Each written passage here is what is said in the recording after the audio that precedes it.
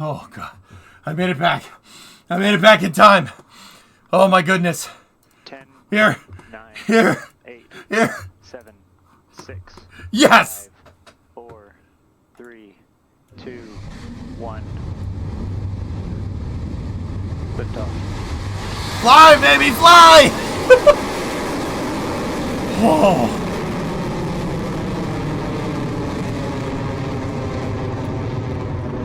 The moon god Awakens is in the air.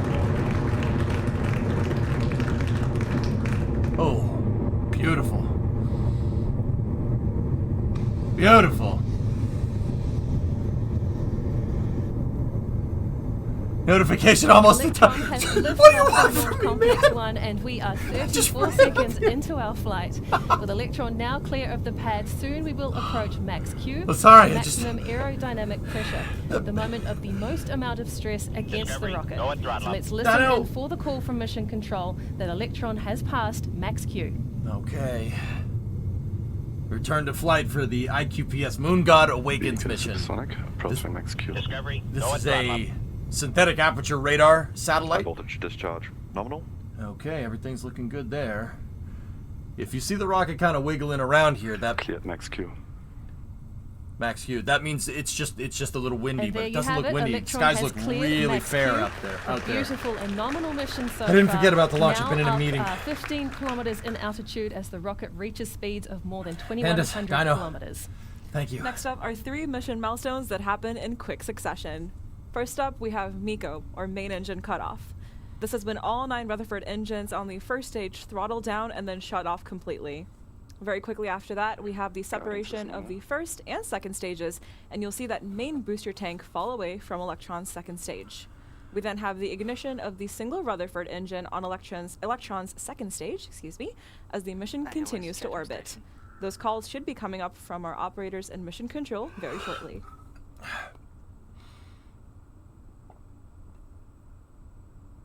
It's the only, it's just those meetings are the only time I have time, dudes. I don't have time during the damn day. Everything looks good here. Propulsion holding nominal. Stand by for MECO in roughly 30 seconds. 2-minute 15 into the flight vehicles, 5,500 kilometers an hour, 55 kilometers in altitude, coming up on main engine cutoff. 15 seconds to MECO. Entered burnout detect mode. This is from the Mahia Peninsula in New Zealand. They confirmed, yes. MECO confirmed. Main engine cutoff, purge out, stand by for staging. Oh yeah, baby. Stage separation successful. Perfect. Stage 2 mission confirmed. Big milestone right there on their return to flight. Upper stage ignition looks good. Very nice. As you can probably tell from that applause, we have had a successful MECO stage separation and Cross the second Kármán stage line. engine start for Electron. Up next will be the fairing jettison, where the 2 halves of Electron's protective fairing split and I'm pull awake. away from the vehicle to expose IQPS's satellite to space in preparation for payload deployment. Now we might see those 2 halves on screen too as we clear that next milestone. Okay, 3-minute 25 seconds into the flight, Electron's past 8,000 kilometers an hour, 124 kilometers in altitude. Fairing separation popped off, Fairing jettison succeeded.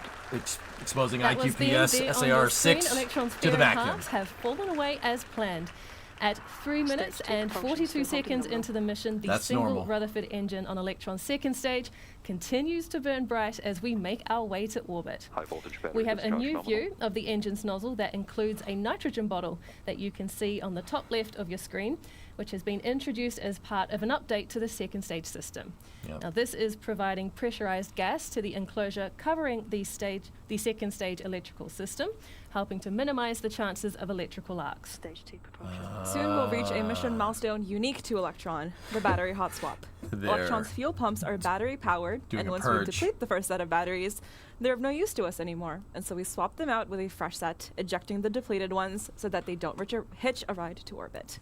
That should be coming up at around 6 minutes and 43 seconds into the mission, and so we have a while to wait for that milestone just yet. So this big box right there, that's a battery. It's a. We are now 4 minutes and. What Electron seconds. does is it has electronic fuel injection, EFI, like a car. You have a electronic fuel pump feeding the engine. So, because you have an electronic fuel pump, there's no alternator on this particular rocket engine, so they have batteries. What do they do when the battery discharge is done? They jettison the battery. We're a little ways out from that. Currently, the vehicle is a little over 5 minutes into flight, traveling at 10,000 kilometers an hour and accelerating 193 kilometers in altitude. Battery hot swap doesn't happen for a little bit later, but this big box right there, covered in tinfoil, it's not tinfoil, it's Mylar wrap, is going to be jettisoned.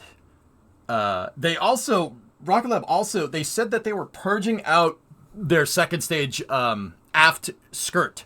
So the aft skirt is a structural component that connects the fuel tanks to the engines. Usually in tank design nomenclature, it looks like they have a nitrogen tank. That we've never seen that before. The big circular thing that looks like a nitrogen tank on the left side of your screen. That is actually for purging out the aft skirt on the Electron's second stage because, if I had to guess, the last time they had a rud is because they had an electrical arc that shorted out their electronic fuel injection. So they're purging it out with nitrogen so it won't arc. If I had to guess. I mean, that is kind of what they just said, but right now we're 6 minutes, 20 seconds into the flight, 13,500 kilometers an hour and accelerating at 23 kilometers in altitude.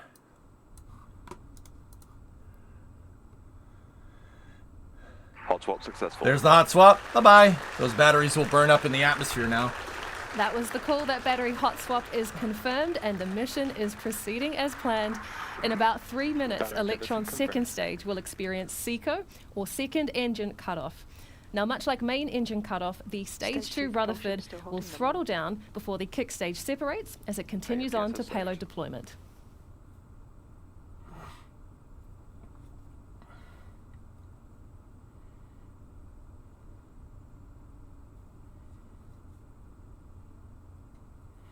Okay, 16,000 kilometers an hour. The magic number up there is 27,000. They need to get over 27,000 kilometers an hour. We still Battery discharge holding nominal. got basically another 10,000 Alright, kilometers an quick hour, check about in on the 6,000 dial miles at an hour to 2 get + up 7 there. minutes and 28 seconds.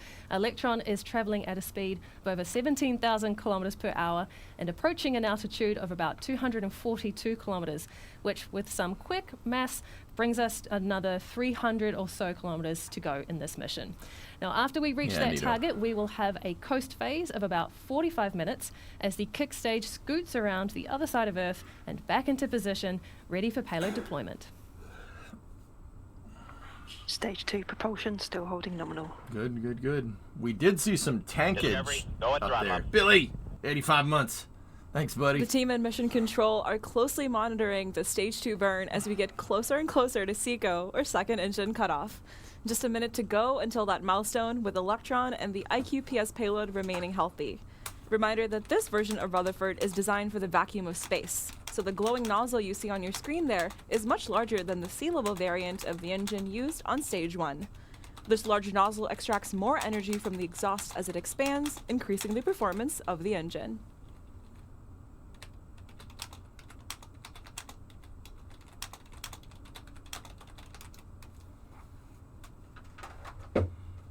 So the artifacting that's going on could just be because this is a redesigned second stage a little bit. Obviously, the Entered burnout detect mode. nitrogen tank is definitely new, so they redesigned some things. So the artifacting could be because 25 seconds remaining.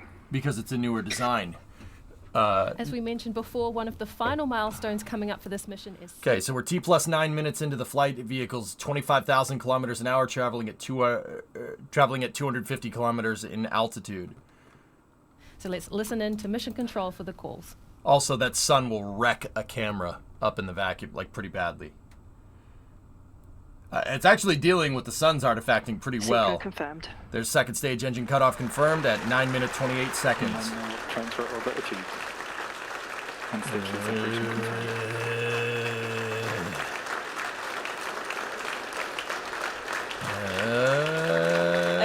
that, the Rutherford engine on Electron's second stage has successfully shut down, and stage 2 and the kick stage have cleanly separated. The kick stage will now enter what we call a coast phase. For the next 45 minutes or so, the kick stage will be in an elliptical orbit around Earth before the Curie engine ignites, raising the kick stage's perigee to put us in a circular orbit. It's the From vibrations here, we from will the rocket deploy engine that was making an IQPS's artifact. Tsukuyomi satellite to its All right, destination in orbit. So while we wait for that deployment, we'll take a break on the webcast now and be back with you at around T plus 50 minutes. See you back here soon. 50. Oh, dear. Stewart, yeah, I didn't realize this was such a long coast. It could be interference from the electric pumps. Once again, new design. That's what's probably going on. Speaking of the sun wrecking a camera in space, I just took a final for space mission analysis and design, and I had to do a question on heat transfer and satellite temperature. All right, yeah. Pain in the butt. Real big pain in the butt, isn't it? What's the mission? This is an SAR, a synthetic aperture radar satellite that's being launched for... forgive me, I came in at the real tail end of this. So, this is QPS SAR-5. It's a synthetic aperture radar satellite that will join a constellation after QPS SAR-6 is already in orbit. The company is IQPS, which makes small, high-performance SAR satellites that use a lightweight, large stowable antenna to collect high-resolution images of Earth. Even through clouds and adverse weather conditions, it's synthetic aperture. Really, really cool stuff. How does it work? Don't know. It's black magic. The same way helicopters work. It just does, right? Ultimately, the IQPS constellation is planned to have 36 satellites capable of monitoring specific fixed points on Earth every 10 minutes. It's a 100-kilogram payload, so 220 pounds. Really small guy. And that QPS SAR-5 is now up on orbit, and after being launched from LC-1B at the Mahia Peninsula in New Zealand by Rocket Lab.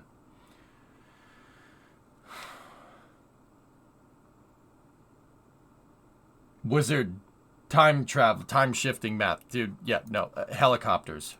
That's how it sees things. The same, it sees things the same way a helicopter can actually fly.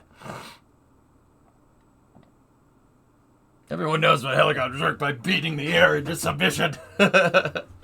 Oh man.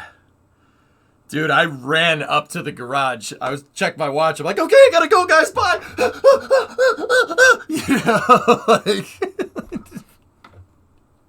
it was bad. I'm like, here's flip the screen. I'm like, I got to read the news. You know. Oh, am I staying for Starlink?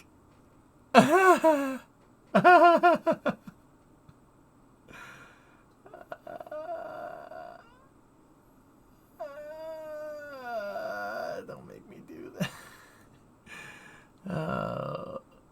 It's a Starlink launch. Cirrus, you're right. But gosh, dang it, that's messed up. I hate the fact that rocket launches have become boring. I hate it. It's the first 5 direct-to-cell Starlinks. I know. It's kind of a big deal. And actually, this is rare. You know why this Starlink launch is real? Not because of the, direct-to-cell satellites, which is a Starlink that communicates directly with your phone, right? Starlink has a partnership with T-Mobile to be able to have T-Mobile phones interface directly with the satellite, which is hardcore tech. That's stuff I don't understand. But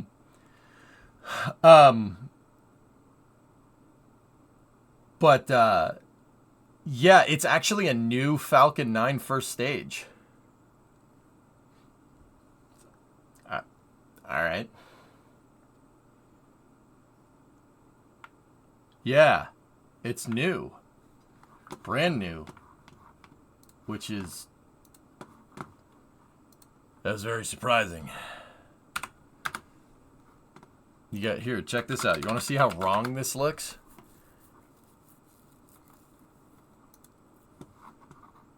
Look at that. That's weird.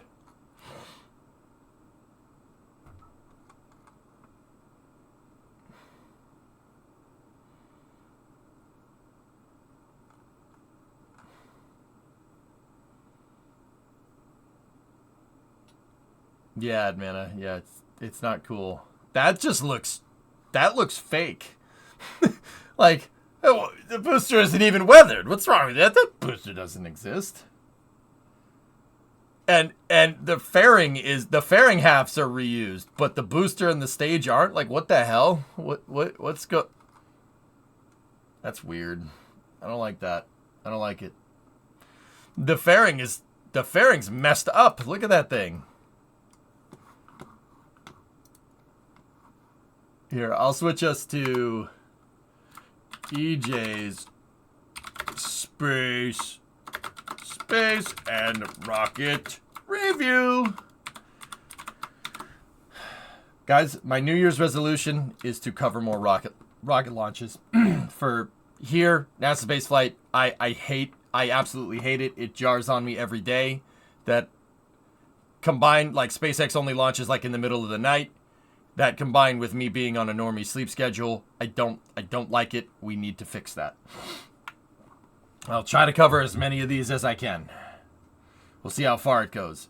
I remember reading about synthetic aperture radar. It's a fascinating form of what is essentially interferometry. Yeah, Astro, it's...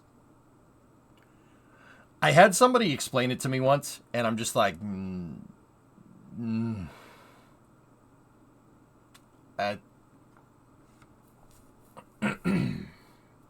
It may as well have sounded like this.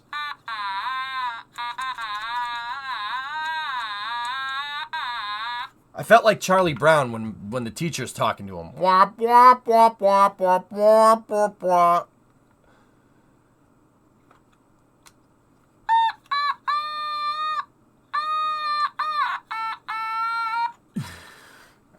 No! It's too late for that thing. All right. Wop,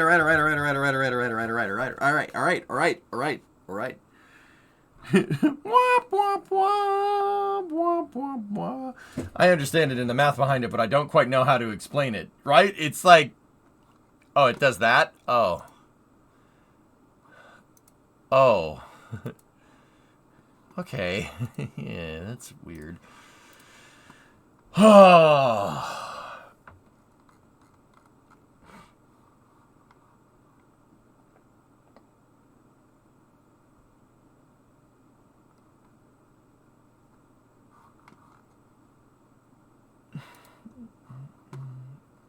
Let's see. SpaceX post anything else that's cool? Yes, AX3. AX3 mission is targeting a launch date net. Oh, January 9th, 2024.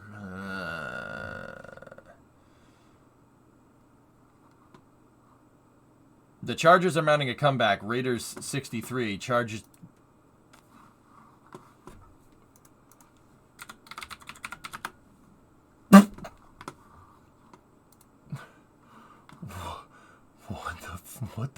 What the hell? I thought that was a typo.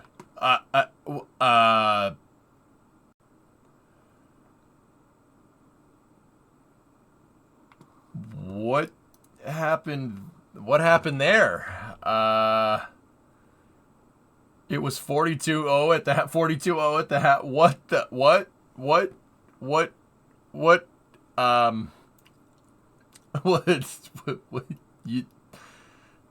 what'd you do? I don't get. Yeah, okay.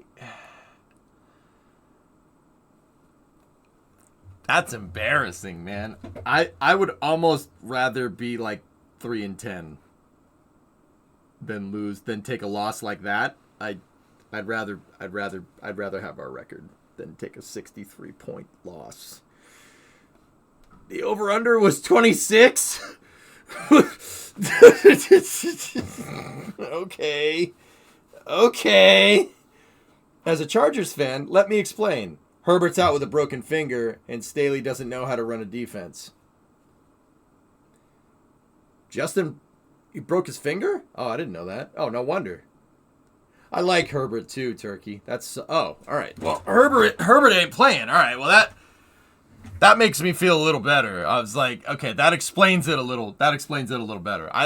Dude, Justin Herbert has a freaking cannon. He just needs a freaking coach that doesn't have his head up his tail. Because, yeah, the Chargers coach is like, his head's way up there. Like, you know what I'm saying? Like, way up there. Herbert's got a freaking cannon. He's a disgustingly good quarterback. He just needs, he needs a coach. Have you seen that guy throw the freaking ball? It's like a laser beam. Just boom! Like he hits people and they fall over with the ball.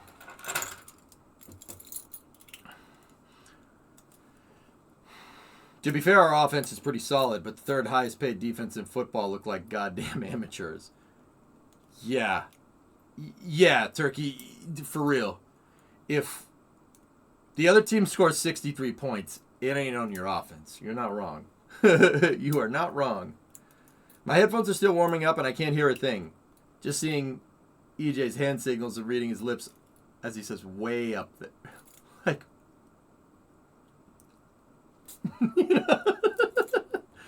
like, how'd you get your shoulders up there too? Yeah, there's a lot of coaches that are like that.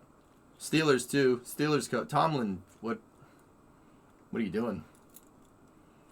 What are you doing? So Aqualux, we played the Steelers a week ago. The Patriots did, and we beat them. We're 3-10. The Steelers have enough talent on their team, yet somehow they still lost. Imagine scoring 63 points and still not scoring the most points this season.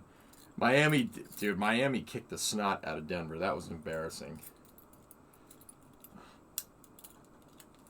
It ain't over. You have a minute 14 left in the fourth, and you're down by 42 points. It's Jover.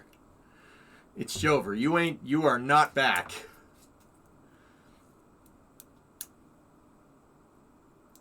We beat them the week after they lost. Dude, I'm starting to think that Canada wasn't the problem over there. He was one of the problems, but the Steelers are in trouble. They are in trouble. They just have to believe. There's 30 seconds left, man. What do you want? How's that Electron mission doing?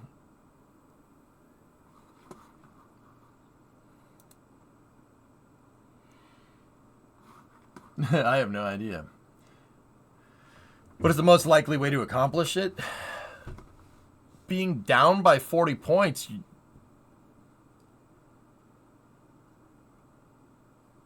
Okay, so the most amount of points that you can get if you score a touchdown is 8. So you get 6 plus 2-point conversion. Okay, so that means they need to score 5 touchdowns in 26 seconds. Somehow score 5 touchdowns in 26 seconds. That's the game's over. That's mathematic elimination. Don't get me wrong. There's always a chance, but there's not always a chance. No. Meteor kills the other team in a freak accident. That I don't think you'd call that a W. But so you're saying there's a chance. The Sports and Rocket review. Yeah. I mean, 5 onside kicks. Would it make more sense to score consecutive field goals? Field goals only get you 3 points. So you'd need to kick 12 field goals. No, more than that. 15 field goals. I don't think that's doable. Better have a guy with a good leg. Yeah. 5 onside kicks. Yeah. But the ball gets there faster.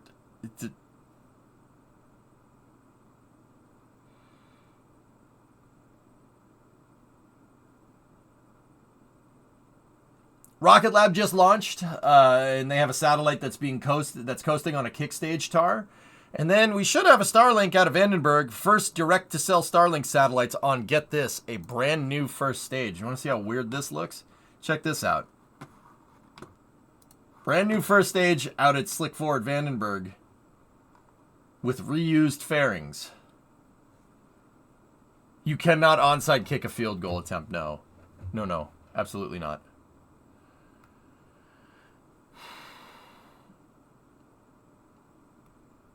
Yeah, look at that. How weird does that look? What year is it? It looks fake because it's so damn clean. That was clear enough outside for me to spot this one on the way up. The dark paneling of the booster looks like electrical tape. It's carbon composite. It's that, yeah, it's kind of the same. It's not. Nope. Nope. So big electrical tape. Yeah, oh, yeah.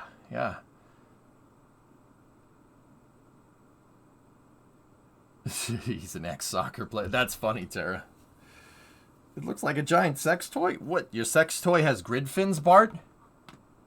Does your sex toy have hypersonic control surfaces? I don't understand. What does sex toys look like to you? Yes. Yours doesn't? I don't own any of those. I wouldn't know nothing about that. You tell me. Clean your tip, man. Yeah, somebody in chat said it looks like a used Q-tip. What kind of iron you got? Oh, the metal kind. I mean, precise placement can be important, but grid fins? They're sharp. What? No, I don't want this. Yeah, no, lost. Yeah, no. Ow.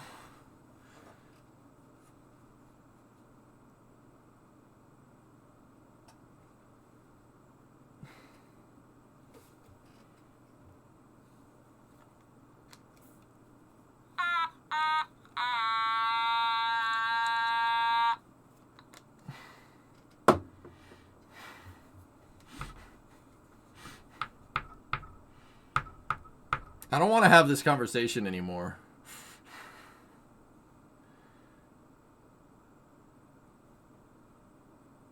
I don't want to have this.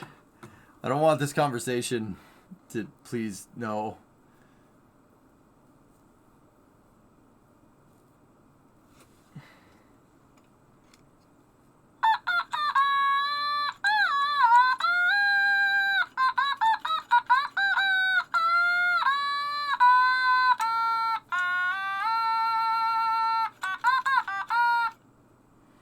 Like that?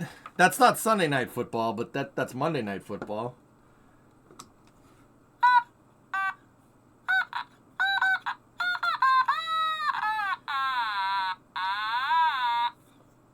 That thing is so high pitched you gotta lower your... Okay, here, I got you. I did. Brown.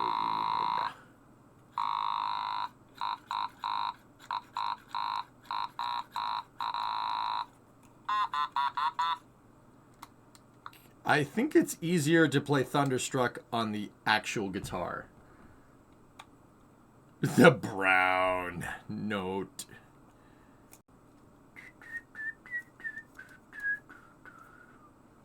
No stairway. Denied.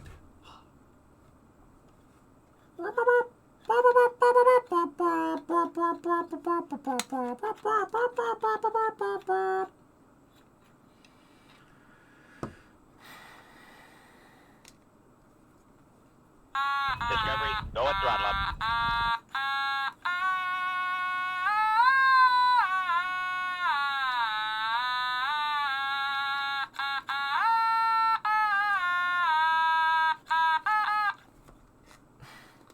Grab, what's up, buddy?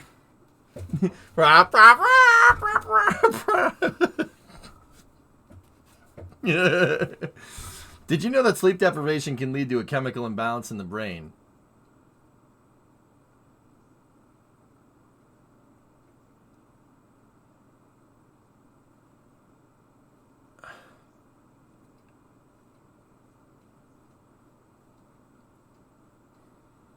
No.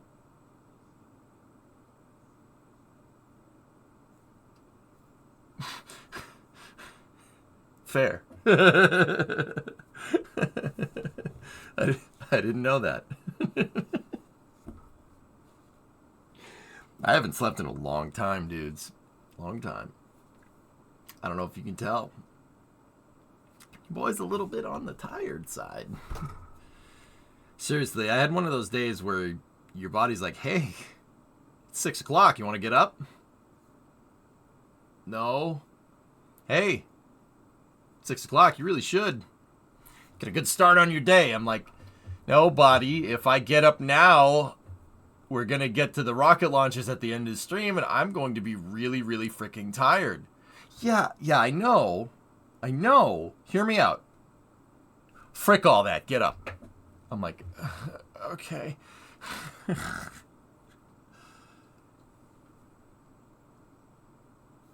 How's the new city? Bien. Todos bien. Ciudad. Get up, you bum. Yeah, I'm like, I don't really need to get up right now. I really should sleep for like another at least 3 hours and maybe get up at 9. No. Fuck that. Get up at 6. Okay. That's what Red Bull's for. Yeah. My body epitomizes Newton's first law. Coffee solves a lot of problems. Yeah. What's the plan for today? Twine, we have a SpaceX launch happening in about 20 minutes. And Rocket Lab their payload is coasting right now. So I figured, talk about space, talk about whatever. 2 hours? You. No fucking way.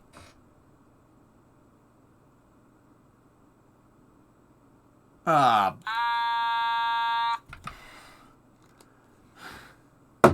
am I surprised?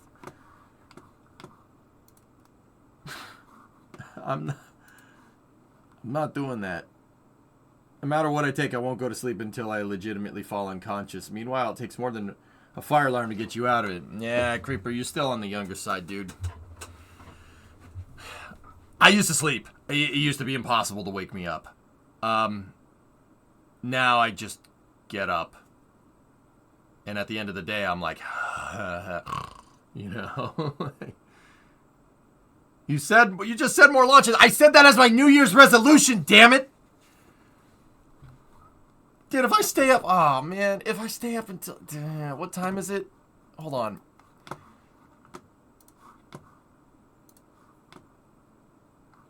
Oh, frickberries.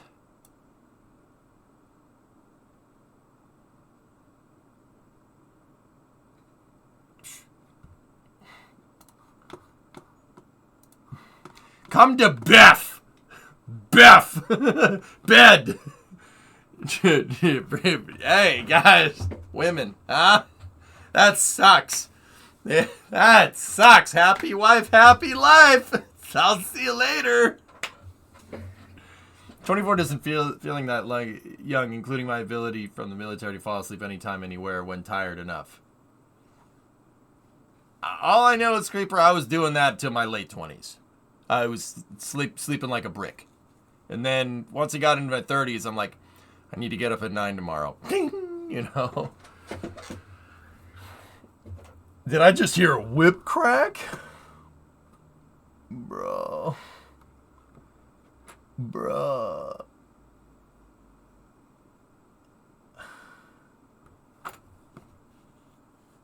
pretty much it's only 1:30. It's only at 1:30. Nice, Stuart. There you go. Train it up, dude.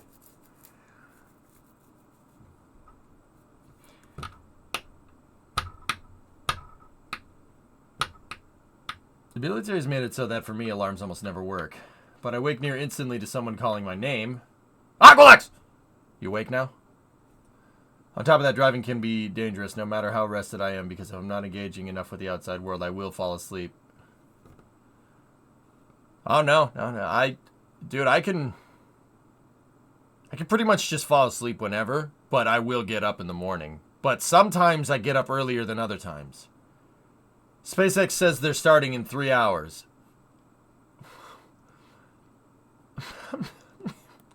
Can we watch it for a replay tomorrow? That's the only problem, guys. Like, I gotta get up for another stream tomorrow. She did. Serious. Boner, Amanda. Boner. Here, you know what? We'll end the stream with this. Ready? Attention all operators on countdown 1. This is the final go, no go for flight 2 of Starship. Again, our T0 is at 7 a.m. Central. Raptor 1. Go. Raptor 2. Go. Stage 1. Go. Stage 2. Go. Copy, go for flight. Clock is rolling. 10, 9, 8, 7, 6, 5, 4, 3, 2, 1. We have liftoff.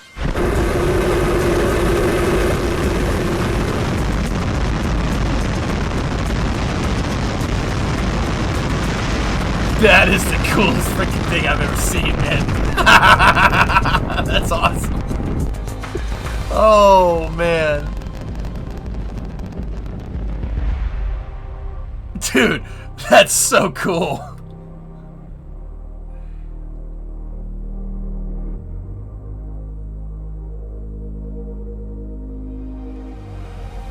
Booster engine cut off.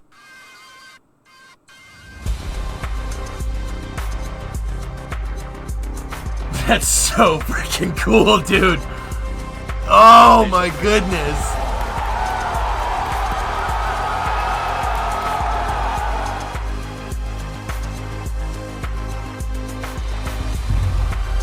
Oops.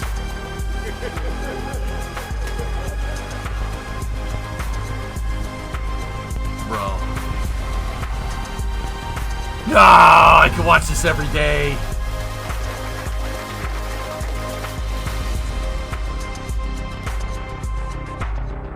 Dude, the shutdown gets me fired up. Like, that. This part, that gets me fired up, dude. That's so fucking cool. Oh, that never gets old, man. And then the relight, they almost got it. It was that close. I know, Ian, you see it? How about the freaking helium purge is going out? Oh, that's, dude, what? That insane. Oh god, Etel's rating me back. Oh balls. No. Panels up! Panels up! Block their swords! Block their swords! Confiscate their swords! No! The panels! Panel. No, they're over there. Panel them! Hi, Italics. How was the house flipper? Who won? I was back here covering a rocket launch. Wait, what is going on? I'm just talking about space flight. Talking about space flight. Who won house flipper? Can't leave now. Ah, shh. Marge won? Oh, Homer. I can't do it either, guys. I'm sorry. Our big build got the highest score, but we didn't win the overall competition. That's a shame, man. That's a shame. I enjoyed it. I enjoyed watching it. I was watching it while I was in a meeting. Yeah, it's pretty good. Pretty good. Chat, what should you get for dinner? Mac and cheese. This late at night, mac and cheese all day. I did, Mason. How about the hands though? It was super chaos, but you're happy. Right on. Was that Kraken that I saw over there? Kraken, man. I haven't heard that name in forever, dude. Hey, Jenny, what's going on? Kraken was your teammate. That's on Kraken Dream Team. Dude, I remember watching Kraken's YouTube videos when he was playing, was it Stalker? No, it wasn't Stalker. What's the name of it? Kraken's Quest for Cabbage, man. Yeah, Metro. That's right. Those are some of the funniest videos, dude. There are a lot of cool content creators making things. That's awesome, man. Well, thank you very much for the raid. Guys, on my end, if you don't know Etel's a fantastic streamer. Fantastic freaking streamer. Just got done playing House Flipper. He was invited to Germa's House Flipper 2 Invitational. It's a tournament to see who can make the best house. All right, Uncle Lex. No guarantees, man. No guarantees. I've been going for a good while here. House Flip. Yeah, right. We made the Mines of Moria. That's awesome. House Flipper Invitational. Yeah. I was watching, guys. I was watching this, but I threw the raid while I had some other stuff to do, and we came back for a rocket launch. We were just geeking out to some Starship footage. But yeah. Hey, Neb, I'm doing all right, man. Dude, the whole late night crew, you guys are still here. That's awesome. That makes me super happy. I posted this earlier today, but I don't know if you saw it. Is that, well, Relativities Builder, is this the engine section? But yeah, guys, definitely go give Alex a follow. He's a good dude. Great streamer. Really fun streams. Like me, we get super serious and we're like, the thermokinetic displacement through a plastic nonlinear density at random velocities and angles, which can be summed up by this formula here. Like, we get super serious like that. Etel's just a good time. Just a great time. Really fun stream to watch. Here, let me shout out that bad melon farmer. Seriously, go give him a follow. He's a good dude. Sit me down with something that lets me furnish and build, and I get serious too. Dude, the Mines of Moria, man, with Kryken. That's dope. What launched tonight? So, we had an Electron launch go off, launching the IQPS SAR-5 satellite, synthetic aperture radar. How does it work? Magic? Discovery, go at throttle up. Magnets, maybe? And then, well, we were debating on staying up till Starlink, but I got vetoed by Brimo. I don't know what to do about this. She also needs the chocolate peanut butter cookie recipe for science reasons. Those are her words, not mine. You two get married yet? That happened in June, Rain. Oh yeah. We drove away from the wedding in the 59. It's a good time. No, you got vetoed by it being in 3 hours. No. Okay, maybe. Yeah, for science. There. Yeah. Yeah, for science. SAR is no. SAR is black magic. How does SAR work? How does a helicopter fly? How does positive traction on a 72 Plymouth work? You know what, man? It just does. Okay, it just does.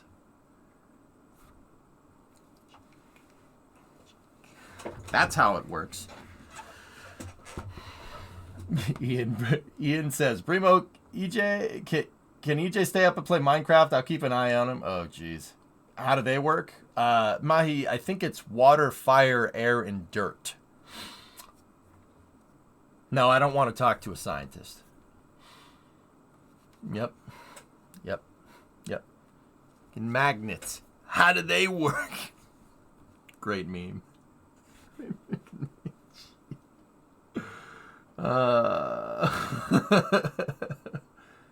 It's technically Thursday, but you're in the Pacific.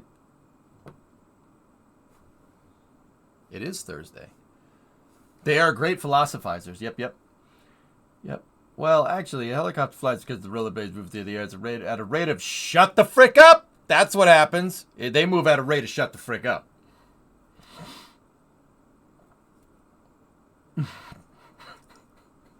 Love you, buddy. What? What?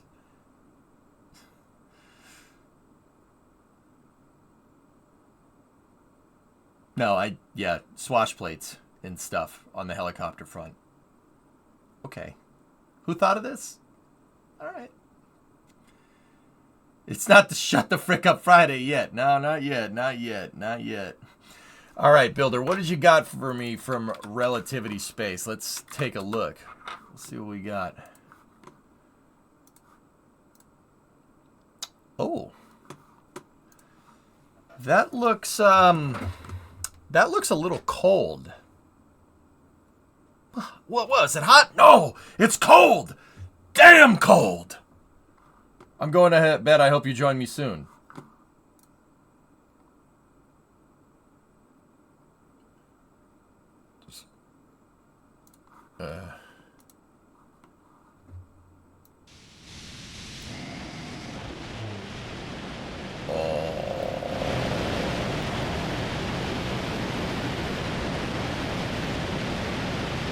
That's nice. Oh, it farted. Blue. Wow.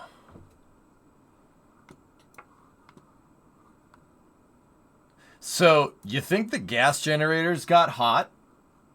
They're very icy in this picture, in this part, and then, nope, no more ice. I think those gas generators might be a little warm. Don't lick them, okay? Don't lick them. Those got real hot real fast. Nope. Just, yep. Nope. Nope. Dude, look. You can see the plumbing work. Oh, that's cool. That's awesome. There's a split-second window where you could lick them. Yeah, like right there, maybe? So, this is a liquid natural gas and liquid oxidizer rocket. So liquid oxygen and liquid natural gas, liquid oxidizer. Nice. Yeah, the parts are like minus 200 C. Yeah, don't lick them. Yeah, bad idea. You don't want to do that. That's cool. Open cycle gas generator. Open cycle twin turbo pump. Yes, these are actual words. I'm not making up words, I swear. These are this is a Methalox open cycle twin turbo pump rocket engine. Shut up. Those are words, all right? It's LNG, Rain. So liquefied natural gas. So liquefied natural gas means you're basically using a combination of methane, butane, and good quality propane, boy. So why would you do that? Well, Relativity does it to make sure they get the right operating conditions. If you mix in a little bit of butane and, you give just a little bit of propane in there, boy, I tell you what, you can tweak the performance of the rocket motor. Think about, I guess, like the right way to say it would be like running on like ethanol gas, as opposed to like gasoline or something, or like nitromethane in a car, as opposed to just running like regular gas. A model made before catalytic converters, so it'll run good on regular gas. Hey, Apple II guy, what's up, man? S, how you doing? Yeah, liquefied natural gas. Oh yeah, it's not the first one to do it. Did you see the Lex and Jeff podcast yet? New Glenn is LNG, not Methalox. Didn't know that. Yeah, that's actually where I learned it, dude. From, yeah. Actually, no, it was Relativity, but I knew that New Glenn was LNG. The reason why they do that, actually, no, it was from Vulcan, I think. Not a lot of Methalox rockets, but the reason why is for different conditions. It depends on what you're doing. Like if you put butane in there, you can get better film cooling, for instance, right? If you're using film cooling, if you look behind the two pipes right there, you can see the outside of the combustion chamber on this rocket engine. It's behind the pipes. It'll change color too, right? When the rocket engine turns on, turns out it gets a little bit hot. See that gray piece back there? sometimes they take fuel and they put fuel in between the explosion that's happening in the rocket engine and the outside of the combustion chamber. It provides a film that works as a thermal barrier to make sure that the outside of the engine doesn't melt. LNG will get you better, the mixture on your liquefied natural gas for like a fully cryogenic rocket engine depends on what you're doing. It really depends on the performance that you want to get. If you add a little bit more propane in there, boy, you can get a little more thrust out of your engine. LNG is cheaper and more common than methane, just a guess. I can't speak to that, dude. I'm not sure. Maybe. Jeff really gets going after you ask him a few rocket questions. Bill, people can say whatever you want about Jeff, but that dude knows his stuff. He's a pretty big spaceflight nutcase. I've never met the man though. From the people that I've talked to, I talked to people that know him at Blue. Yeah, he's a rocket nutcase. Actually, hang on. Yeah, I saw that he was on the Lex podcast here. Let's see. 2610. You gave me an amazing tour of Blue Origin rocket factory and launch complex in the historic Cape Canaveral. That's where New Glenn, the big rocket we talked about, is being built and will launch. Isn't that cool, Builder? Yeah. Can you explain what the New Glenn rocket is and tell me some interesting technical aspects of how it works? Sure. New Glenn is a very large, heavy lift launch vehicle. It'll take about 45 metric tons to LEO, very large class. It's about half the thrust, a little more than half the thrust of the Saturn V rocket. So it's about 3.9 million pounds of thrust on. That's a good amount of thrust. Yeah, that's a good amount of thrust. Liftoff. The booster has 7 BE4 engines. Yeah. Each engine generates a little more than 550,000 pounds of thrust. The engines are fueled by liquefied natural gas, LNG, as the fuel, and LOX as the oxidizer. The cycle is an ox-rich stage combustion cycle. It's a cycle that was really pioneered by the Russians. It's a very good cycle. The Russians pioneered it with kerosene and liquid oxygen, though. Methalox, so liquid natural gas and liquid oxygen. Blue is kind of the first ones to really kind of put this type of engine into production. Nobody's done oxygen-rich stage combustion with fully cryogenic propellants, meaning your liquid fuel and your oxidizer are both really freaking cold. Yeah, I don't know why he didn't toot his own horn, because nobody else has done that. Closest one would be Raptor. Raptor's full flow stage combustion, though, not oxidizer rich. And Raptor's a Methalox rocket, not LNG. And that engine is also going to power the first stage of the Vulcan rocket, which is the United Launch Alliance rocket. Then the second stage of New Glenn is powered by 2 BE3U engines, which is a expander cycle upper stage variant of our New Shepard liquid hydrogen engine. So the BE3U has 160,000 pounds of thrust. So 2 of those, 320,000 pounds of thrust. And hydrogen is a very good propellant for upper stages because it has very high ISP.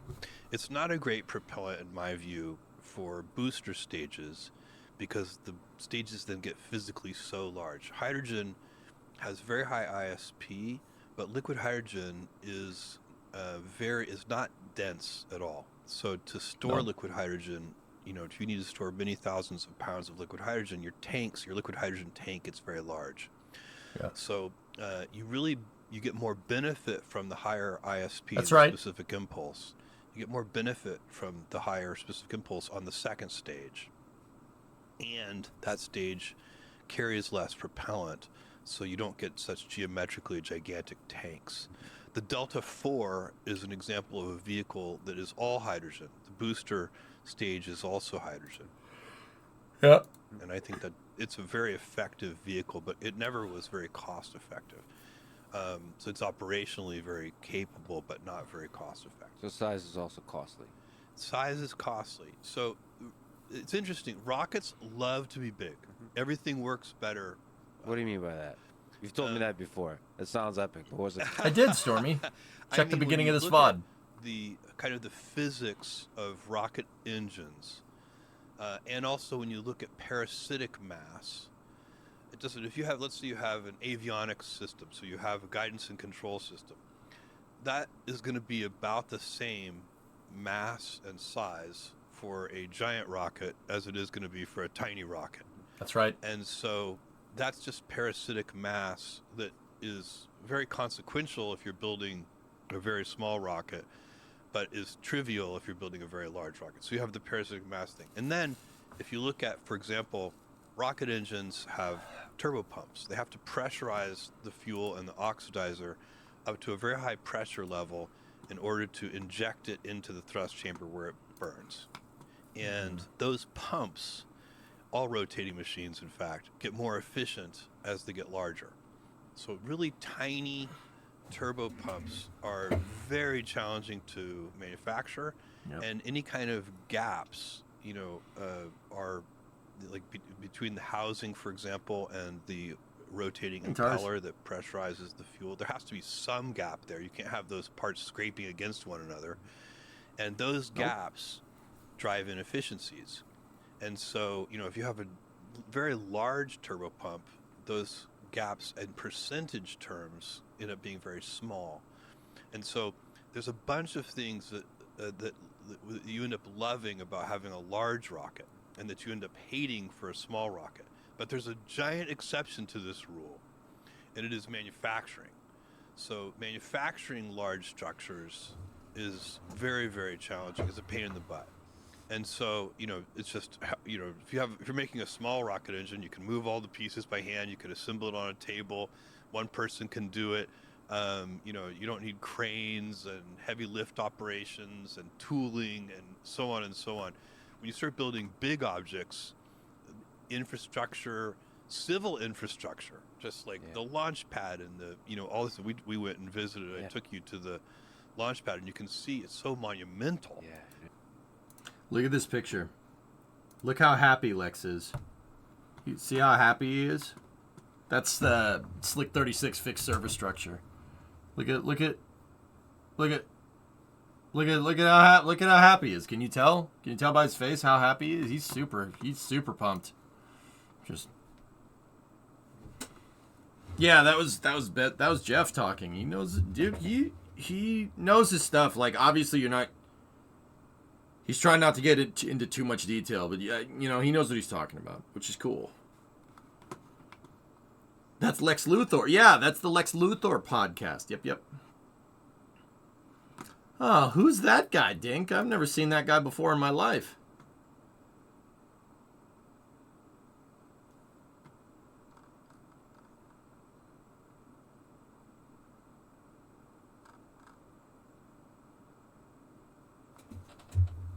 He's Scary's doing the Rolex 24.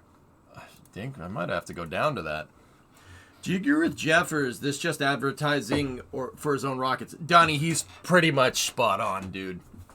That's pretty much spot on. He's right. About parasitic mass, that's absolutely correct. Yeah.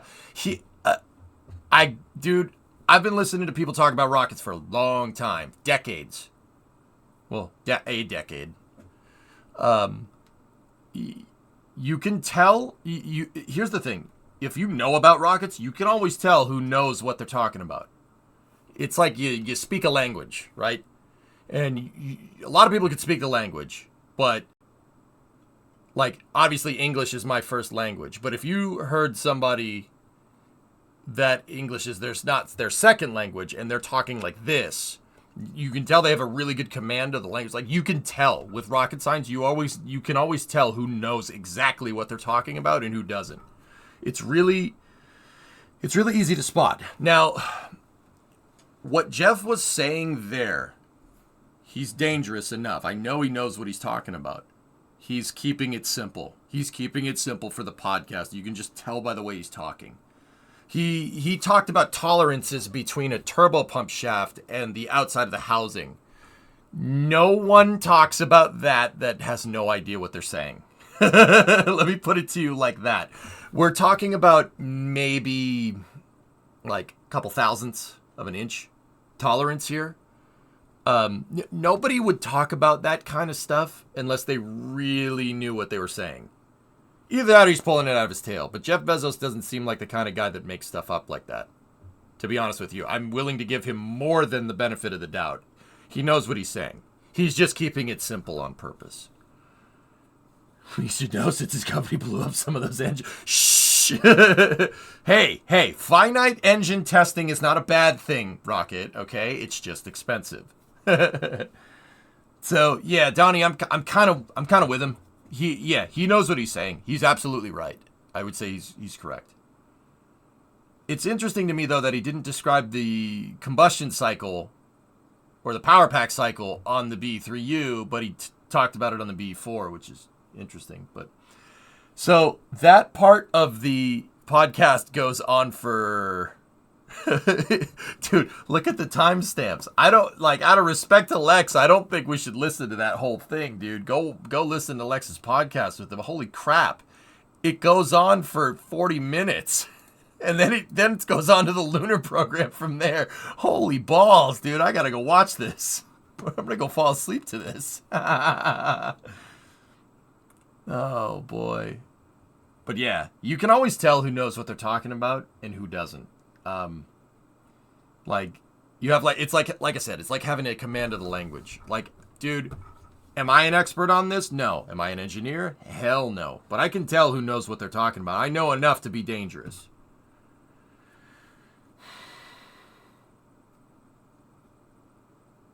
I wish Blue would be more transparent about what they're doing because New Glenn's going to be amazing. Bill, I've heard things. And I don't usually say I've heard things unless I've actually heard things. I don't make it up like other people. I've heard things.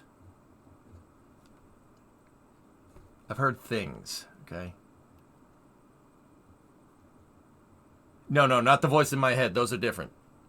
And once again, I don't know. It might be bupkis. It might not. A lot of people that do work in the industry just make up stuff. They just make up stuff and tell people just to see how far it goes. I know that happens. Like not hot firing your first stage. Just saying.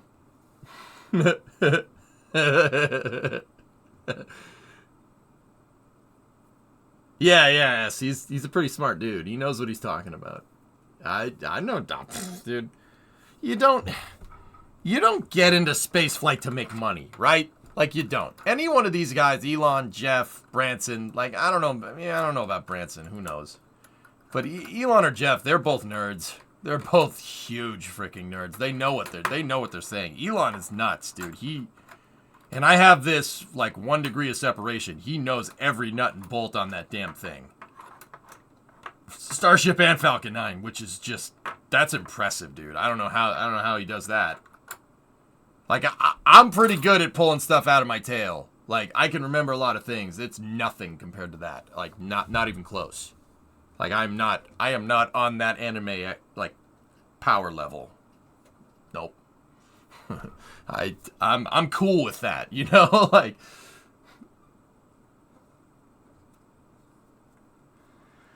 it's over 9,000. Anyway, yeah, I kind of want to go listen to the rest of that Lex podcast, dude.